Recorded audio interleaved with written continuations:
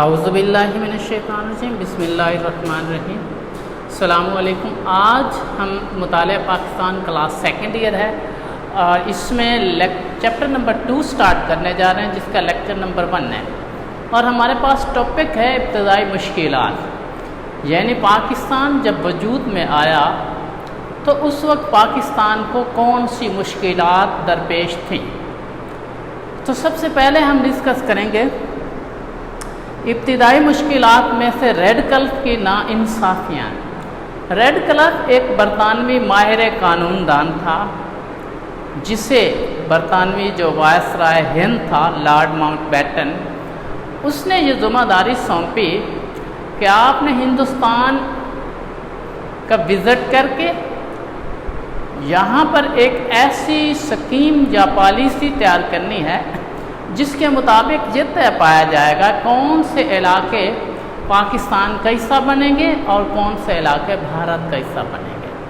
تو اس میں 3 جون 1947 کے منصوبے کے تحت طے پایا کہ پنجاب اور بنگال جو ہے، اس کے صوبوں کو مسلم اور غیر مسلم اکثریتی علاقوں میں تقسیم کیا جائے گا، یعنی کہ پنجاب اور بنگال جو صوبہ ہے، ان میں سے جو مسلم علاقہ ہے وہ پاکستان کا حصہ بنے گا اور جو غیر مسلم علاقہ ہے وہ بھارت میں شامل کر دیا جائے گا۔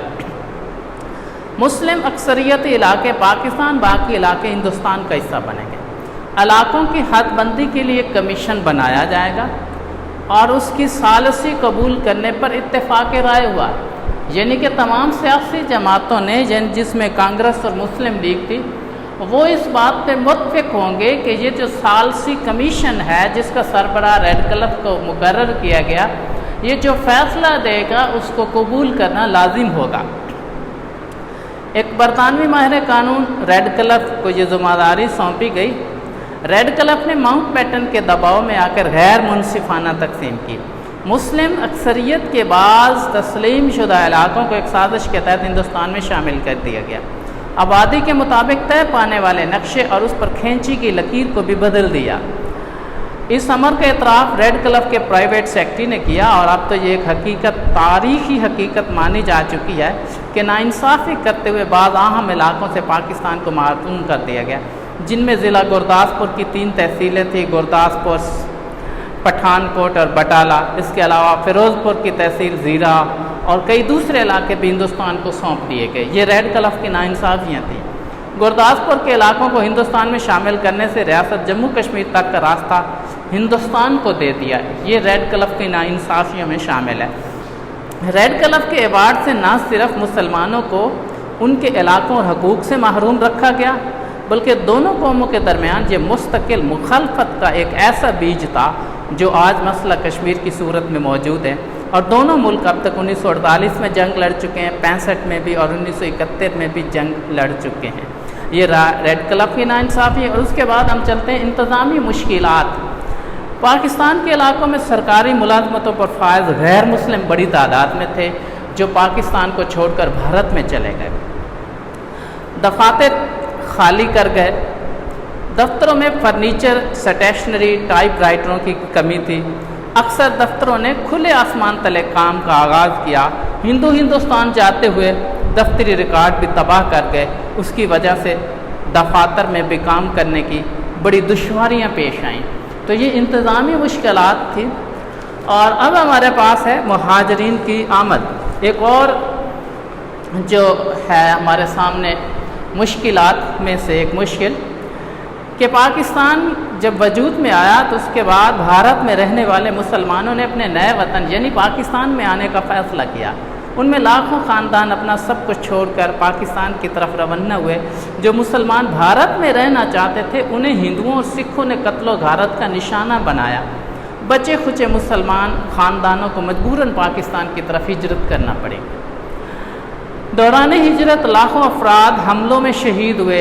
یہ بے گھر، لوٹے پوٹے، پریشان حال مسلمان جب پاکستان پہنچے تو انہیں عارضی کیمپوں میں رکھا گیا۔ ان کی خوراک، رہائش، ادویات اور دیگر ضروریات کی فراہمی کے لیے حکومت پاکستان نے تیزی سے منصوبہ بندی کی۔ مقامی عوام نے اپنے مسلمان بھائیوں کو خوش آمدید کہا۔ حکومت اور عوام کی مشترکہ کوششوں سے مہاجرین کی ضروریات جو ہے وہ پوری کی گئیں۔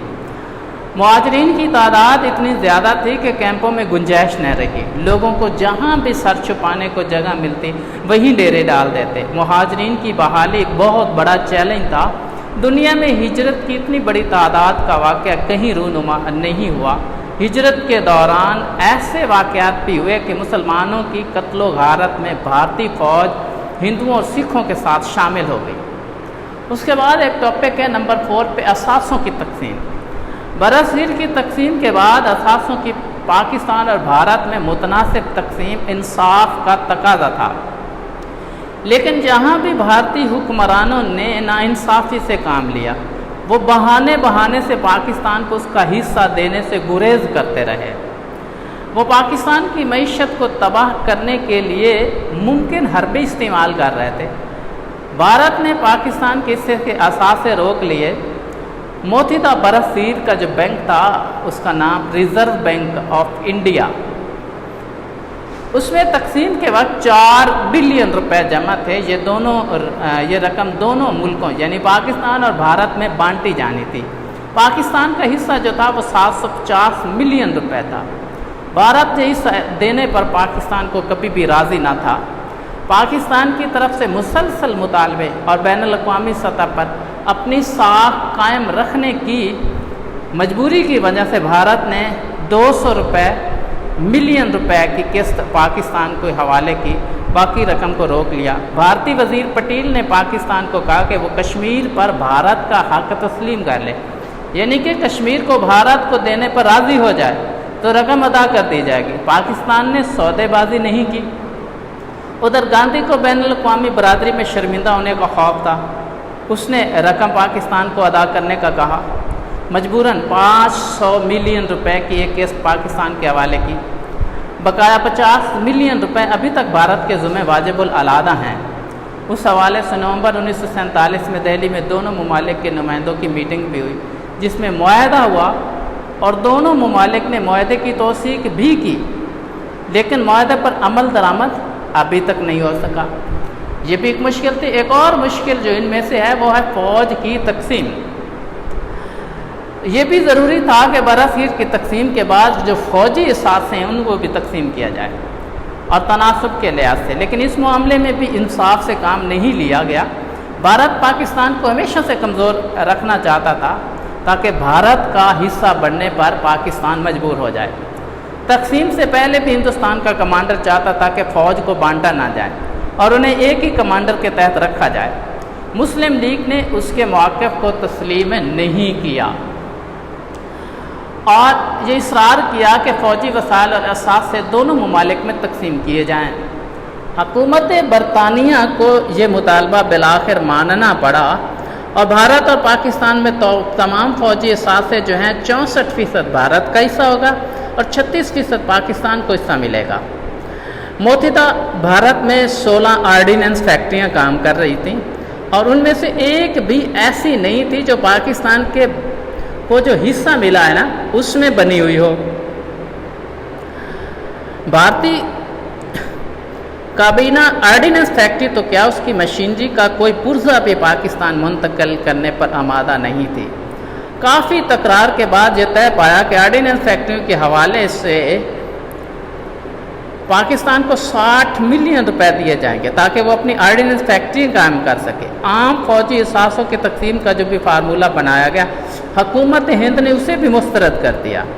تنگ آ کر انگریز کمانڈر ان چیف نے اپنے عہدے سے استعفیٰ دے دیا، جس سے حالات مزید پیچیدہ ہوئے اور یوں پاکستان کو اپنا جو جائز حصہ تھا وہ بھی لینے سے محروم کر دیا گیا۔